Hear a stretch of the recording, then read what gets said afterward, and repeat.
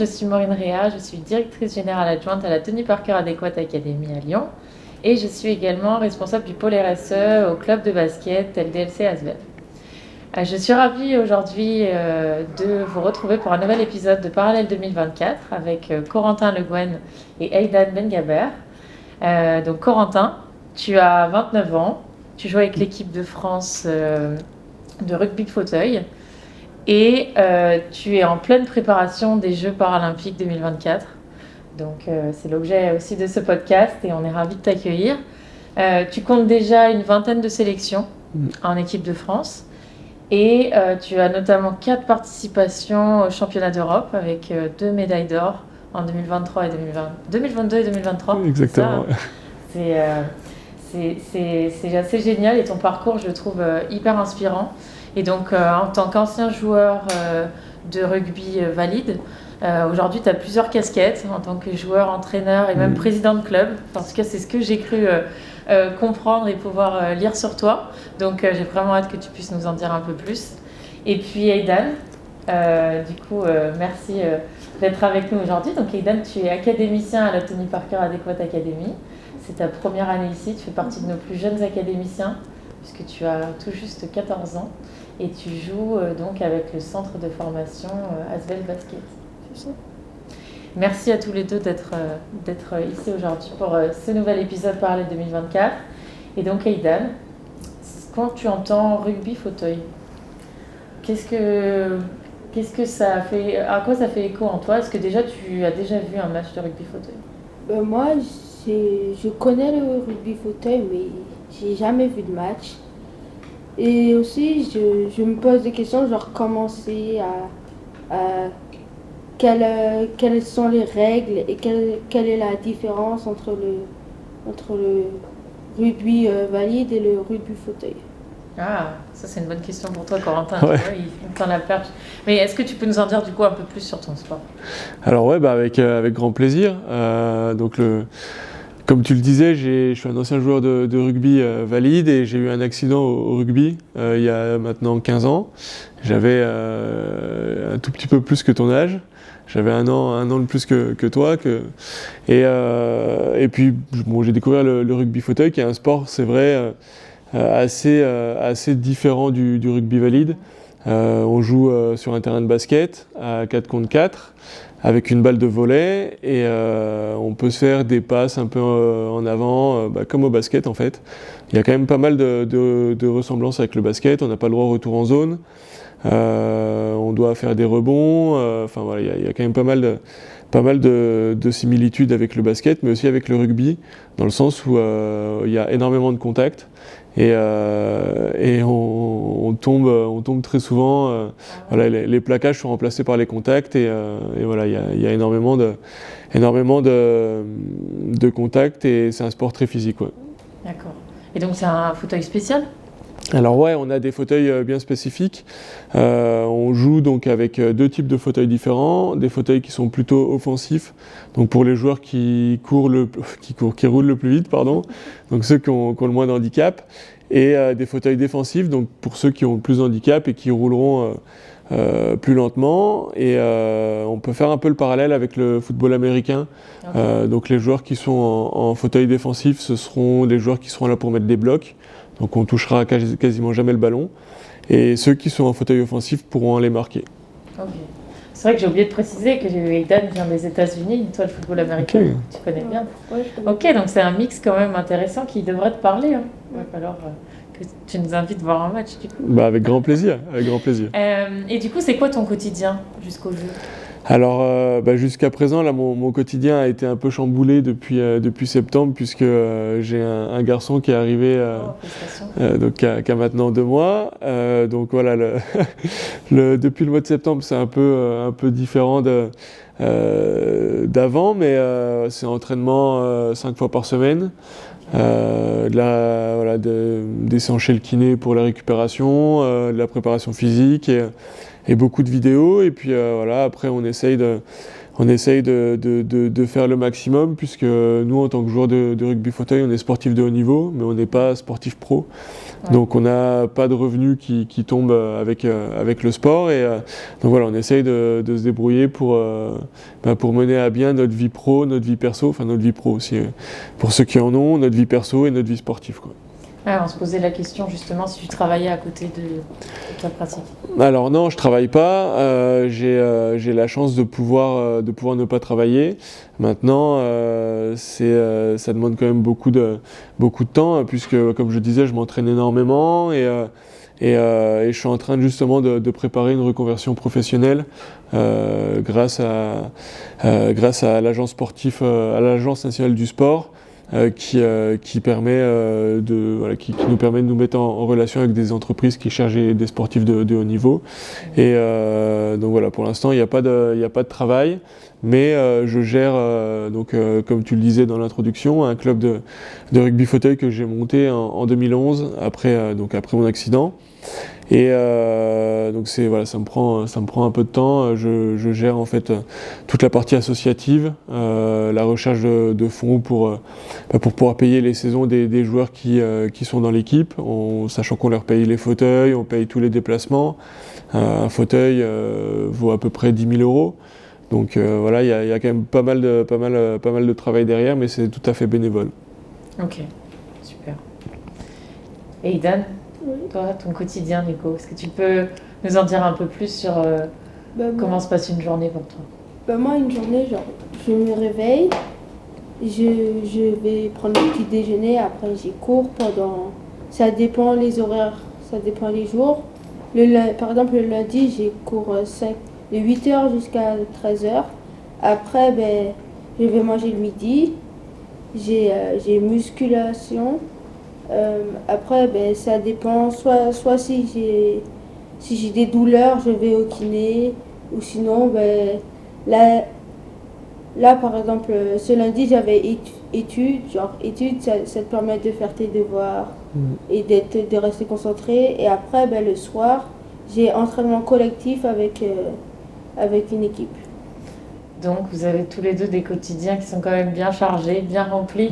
Qu'est-ce que tu penses du quotidien de Corentin qui arrive quand même à se préparer au jeu comme ça, en même temps de gérer un club J'aime bien.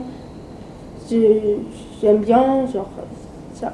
Je prends des informations et je trouve qu'il a un emploi du temps bien chargé. Comme le tien, un petit peu. Ouais, comme le mien. Et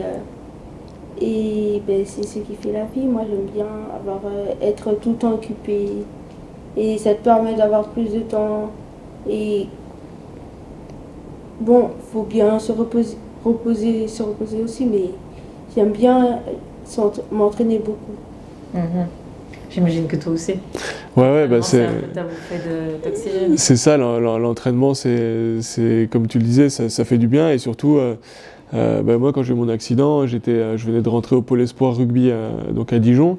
Donc je connais un petit peu ton quotidien aussi. C'était quand j'avais ton âge, c'était pareil. Et donc voilà, c'était de l'entraînement et les cours en même temps. Mais honnêtement, maintenant, le quotidien, ma vie ressemble un peu à la vie d'un étudiant qui est sportif aussi, puisque voilà, j'ai pas les cours, mais il y a pas mal de choses derrière. Tu veux te reconvertir, tu as un petit peu de travail. Ouais, il y a pas mal de choses à voir, quoi. Donc ouais, ça prend du temps. Et justement, donc tu as évoqué un petit peu ton accident. Est-ce que tu peux nous en dire un peu plus sur ton parcours de vie, sur comment ça s'est passé, la transition justement, et comment tu l'as vécu? Ouais, alors pour parler un peu de mon parcours, alors honnêtement, au départ, je voulais pas faire du rugby, j'étais plutôt branché basket. Et mon frère a attaqué le rugby avant moi. Et quand il s'est mis au rugby, voilà, je suis allé le voir à un entraînement et j'ai tout de suite adoré. Donc je me suis mis au rugby, j'y ai joué pendant 8 ans. Et puis voilà, je rêvais d'être rugbyman pro. C'était quelque chose qui me qui me faisait rêver, et je pense qui fait rêver tous les jeunes qui sont dans le sport, en fait, voilà, de vivre de son sport. Et bon, j'ai eu mon accident, donc 1 mois et demi après être rentré au Pôle Espoir. Donc j'avais 15 ans et quelques mois. Donc forcément, l'accident a fait du mal, dans le sens où tous mes rêves se sont effondrés. Et pendant 1 an, donc j'étais en rééducation à l'hôpital. Voilà, mes potes venaient me voir, ma famille aussi. Et puis je suis rentré à la maison juste avant la rentrée. Donc c'était quoi, septembre 2010. Et donc voilà, je suis retourné en cours comme n'importe qui, en première S, qui a été un peu catastrophique. Donc j'ai fait une terminale ES et j'ai eu mon bac. Donc voilà, ça a été. Donc à l'époque, je m'entraînais pas, puisque le rugby fauteuil, c'était pas. J'avais découvert, mais c'était pas encore mon quotidien. Mais mon quotidien était surtout penché sur ma rééducation à la maison. Il fallait que je retrouve de l'autonomie, découvrir aussi mon handicap, qui faisait que ma vie était totalement différente. Donc c'était même encore plus de travail que les entraînements tous les jours. Et puis après, voilà, j'ai découvert le rugby fauteuil, je me suis lancé à fond dedans. Et après le bac, j'ai arrêté mes études pour me consacrer justement à fond dans le rugby fauteuil, dans la création du club de rugby fauteuil à Nuit-Saint-Georges. Génial. Et du coup, ton handicap, tu es tétraplégique? Exactement. Ouais. Est-ce que tu peux peut-être nous réexpliquer déjà, l'accident, du coup, s'est passé au rugby. Exactement. Ouais. Et je sais que c'est quelque chose d'assez courant, au final, dont on entend un peu, pas courant. En tout cas, qu'il y en a plus qu'il y en a beaucoup plus que ce qu'on pourrait penser. Quand on ne connaît pas trop la discipline, c'est vrai qu'elle a été mise en avant avec la Coupe du Monde de rugby. Mais en fait, on oublie qu'il y a quand même des risques dans ces contacts-là. Ouais, c'est ça. Comment tu peux nous expliquer un petit peu tout ça? C'est vrai que le rugby, c'est un sport qui est quand même assez, qui est un sport de contact. Voilà, malgré tout, c'est des joueurs qui sont très costauds et qui courent très vite. Donc, il y a potentiellement des risques de blessures, mais je pense comme dans tout sport. Alors après, forcément, au basket, il y a quand même beaucoup moins d'accidents graves comme on pourrait avoir au rugby, mais au judo, il y en a aussi. Voilà, dans tous les sports de contact, il y en a forcément. Après, je pense que pour parler du rugby, il y a énormément de choses qui sont faites pour la santé des joueurs. Donc voilà, malheureusement, il y a des accidents graves, mais tout est fait pour qu'il y en ait de moins en moins, et même plus du tout. Donc voilà, c'est déjà, je pense, important à préciser. Et pour parler donc de mon handicap, donc en effet, je suis tétraplégique. Mais tétraplégique, pour faire rapidement, quand on parle de tétraplégique, beaucoup pensent au film Intouchable, à quelqu'un qui peut plus bouger du tout. Et pour faire assez simple, en fait, donc quand on est en fauteuil roulant, c'est qu'on est généralement touché à la moelle épinière. La moelle épinière qui est donc je pense que tu as vu ça en cours, mais qui est comme un câble électrique, en fait, qui permet d'envoyer les ordres du cerveau aux jambes, aux bras, etc. Et plus la moelle épinière sera sectionnée haute, moins tu auras de fonction. Donc les tétraplégiques sont touchés au niveau des cervicales. Donc on a 7 cervicales. Et ensuite ce sera paraplégique. Donc généralement les tétraplégiques, on ne peut pas forcément bouger toutes nos mains, on n'a pas forcément tous les muscles, en tout cas dans les bras. Donc il y aura des personnes qui seront beaucoup plus mobiles que d'autres. Voilà. Et plus on va descendre au niveau de la lésion, moins on aura d'handicap. Voilà. Donc c'est vrai que c'est quelque chose qui est un peu compliqué à comprendre quand on ne connaît pas forcément, mais voilà, il faut simplement retenir que tétraplégique, ça ne veut pas forcément dire intouchable, et voilà, et surtout, je pense qu'on en parlera peut-être un peu après, mais je pense que ce qui est important à savoir, c'est que malgré le fait d'être en fauteuil, la vie ne s'arrête pas, Et on a aussi, alors forcément, c'est pas forcément la vie rêvée, hein, mais on peut voyager, on peut fonder une famille, on peut vivre comme le commun des mortels, avec quelques adaptations forcément, mais on peut être autonome à 100%, on peut avoir une vie des plus normales avec notre différence, quoi. Et justement, Aidan, tu te posais une question par rapport à la transition qu'il a pu avoir. Qu'est-ce qui t'a permis d'avoir qui t'a aidé à avoir cette transition et comment ça s'est passé pour toi? Alors, j'ai eu la chance de connaître Didier Retière, donc qui était à l'époque l'entraîneur des avants de l'équipe de France de rugby, qui m'a mis en contact avec un joueur de rugby fauteuil qui est maintenant devenu mon ami, Adrien Chalmin, qui lui également a eu un accident de rugby quand il était plus jeune. Il venait de passer pro à Clermont-Ferrand. On parle beaucoup d'accidents de rugby, mais bon, pour le coup c'est comme ça. Mais et en fait Adrien avait créé son club de rugby fauteuil à Clermont-Ferrand également. Et Adrien est venu à ma rencontre chez moi pour me montrer le rugby fauteuil. Et en fait, je pense que c'est de là qu'est venue ma passion, donc ma nouvelle passion pour le rugby fauteuil. Et surtout, c'est grâce à lui que je me suis rendu compte que beaucoup de choses étaient possibles en fauteuil.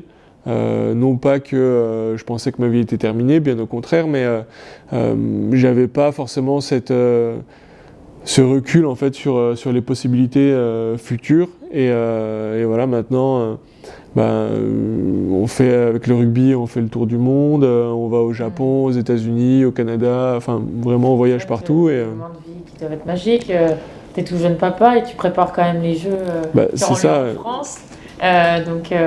Pour l'équipe de France, moi je trouve ça assez fort justement par rapport aux Jeux. Aidan, tu avais une petite question à poser. Quels sont tes objectifs pour les Jeux 2024? Alors les objectifs pour les Jeux de Paris, c'est simple, hein, c'est une médaille. Alors on vise la médaille d'or, mais on sait que ça va être très compliqué puisque on est 5-6 équipes à pouvoir avoir la médaille d'or. Donc voilà, ça va être la médaille or, argent ou bronze, peu importe. Parce que la France,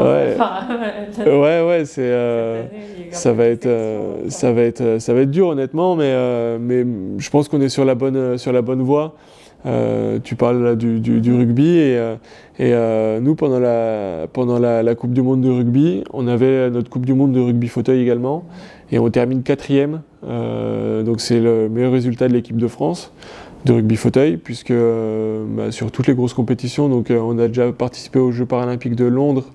Alors moi j'y étais pas, mais l'équipe de France termine 8e je crois, Rio 7e, Tokyo on termine 6e. Donc voilà, à chaque fois on gratte une place, mais j'espère qu'à Paris on sera plus que 5e. Et voilà, on est double champion d'Europe.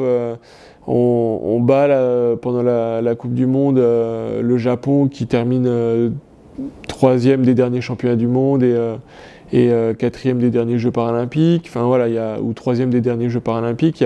On bat quand même énormément de grosses équipes, donc on est plutôt confiant et surtout on a encore 9 mois pour travailler à fond et voilà, on termine 4e au dernier championnat du monde, on perd d'1 point contre le Japon qu'on avait battu en poule, alors qu'à 1 minute 30 de la fin on était devant et donc voilà, faut rien lâcher.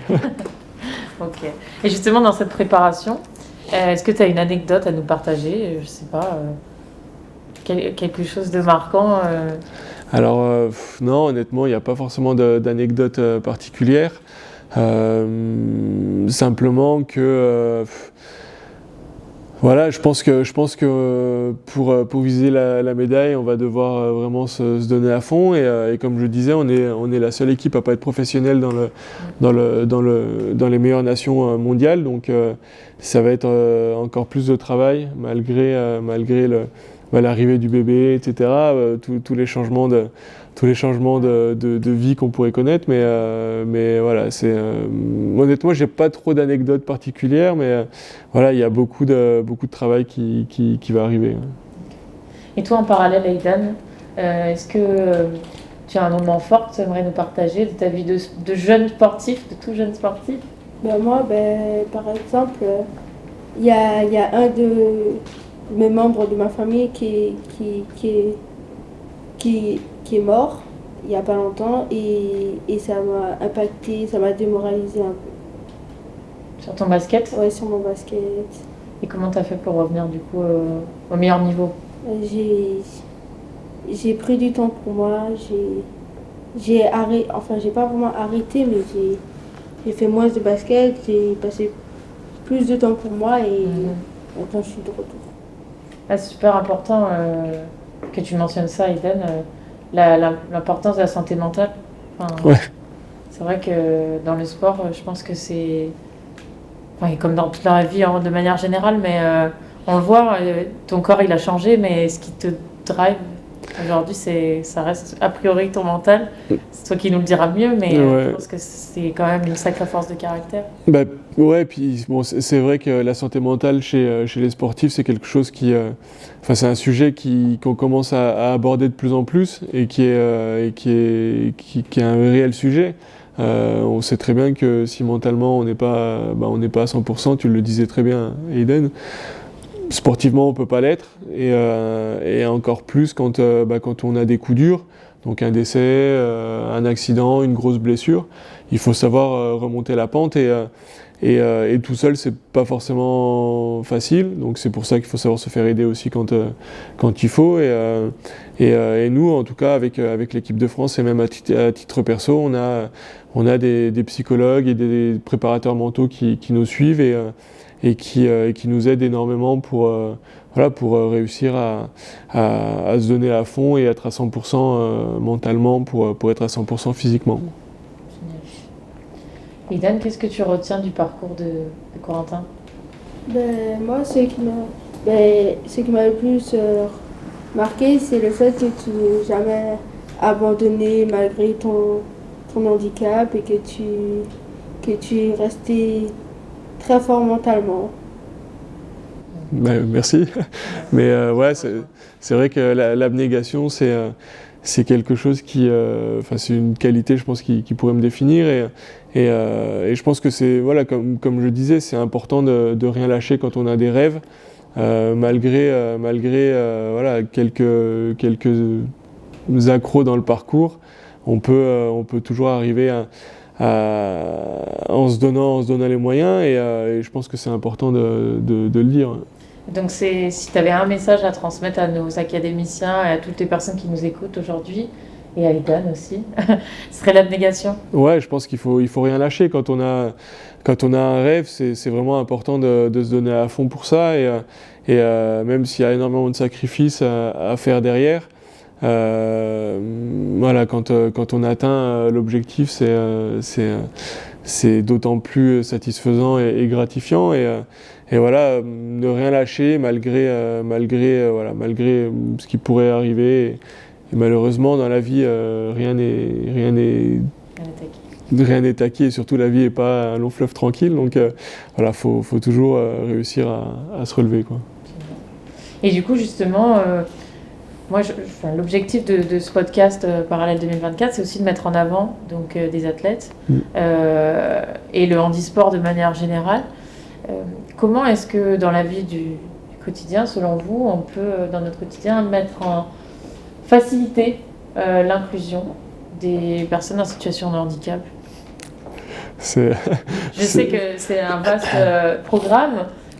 Mais si, de vos points de vue, il y a des choses qui pourraient faciliter tout ça? Moi, je pense que c'est surtout un gros chantier. En France, voilà, on est en 2023 et je trouve je trouve dingue en fait qu'on soit encore à rechercher comment faire pour mettre en valeur, même pas pour mettre en valeur en fait, simplement pour commencer à parler du handisport ou du parasport et faire en sorte que les personnes qui sont en situation de handicap soient pas forcément mises de côté. Comme je disais, je voyage énormément et au Japon, tout est fait en sorte pour que les personnes qui sont en situation de handicap, donc en fauteuil ou même avec différents handicaps, puissent vivre tout à fait normalement. aux États-Unis. Toi qui viens des États-Unis, je sais que tout est fait aussi pour les personnes en situation de handicap. Et en fait, souvent, quand on parle d'accessibilité, etc., je persiste à dire que le métro qui est accessible pour des personnes en fauteuil, c'est aussi un métro qui est accessible pour une maman ou un papa avec des enfants, avec une poussette, pour quelqu'un qui a une jambe cassée, une personne âgée. Voilà. N'importe quand dans notre vie on aura besoin d'un métro accessible ou d'un lieu qui soit accessible. Donc forcément, quand on est en fauteuil, ça nous arrange, mais je pense que ça arrange aussi d'autres personnes. Et pour parler un peu plus vastement du handisport, je trouve ça fou que, par exemple, pour les Jeux de Paris, on parle pour les premiers Jeux paralympiques, on va mettre en lumière, on va téléviser 100% des Jeux. Alors qu'à Londres, en 2012, c'était déjà le cas pour la télé anglaise, quoi. Donc, enfin voilà, il y a beaucoup de travail encore à effectuer. Déjà, grâce à des podcasts comme le vôtre, ça permet de mettre un point dessus. Voilà, nous, on essaye à notre petite manière, à notre petite façon, là, de répondre à des sollicitations qui sont à nos yeux importantes et qui permettront justement de faire parler un peu plus de notre mouvement qui est le parasport. Toi, Ethan, du coup, est-ce que tu as des petites pistes? Moi, j'aurais dit faire plus d'événements comme les Jeux de 2024 et aussi faire plus des interviews sur des matchs, plus faire comme la NBA c'est tout le temps filmé et faire une ligue comme ça pour les handicapés et les filmer. Mettre plus de visibilité. Ouais, voilà. En fait, quand tu me dis que tu n'as jamais vu de match de rugby fauteuil, c'est parce qu'en fait, ça passe pas à la télé de manière aussi rapide que d'autres pratiques et d'autres disciplines. Donc, ok, visibilité. En tout cas, justement, la visibilité, c'est ce qu'on souhaite. Donc, les Jeux paralympiques, tu me corriges si je me trompe, auront lieu du 28 août au 8 septembre. Exactement, ouais. Et les athlètes ont vraiment... je pense, besoin de nous tous derrière eux. D'ailleurs, si on veut suivre ta préparation, si les personnes qui nous écoutent aussi veulent suivre ta préparation, où est-ce qu'on peut te retrouver? Alors, on peut me retrouver donc sur Instagram, voilà, qui est, je sais pas si on le mettra, tu le mettras dans la description, mais donc le Gwen-du-bas Corentin, et puis autrement sur l'Instagram de l'équipe de France, France Rugby Fauteuil. Donc là, il y aura la prépa jusqu'aux Jeux et même pendant les Jeux. De l'équipe de France et puis aussi ma prépa perso et nous l'équipe de France de rugby fauteuil, donc on jouera, alors pour l'instant je suis pas sélectionné mais j'espère l'être. On jouera donc du 29 août au 2 septembre donc au Palais éphémère à Paris et les places sont encore disponibles à l'achat et c'est pas le prix des Jeux Olympiques, c'est vraiment bien moins cher. Ouais. Inclusion jusqu'au bout. Exactement. Super. Et merci à tous les deux. Et puis, bonne préparation. Merci beaucoup. Et encore félicitations. Merci beaucoup.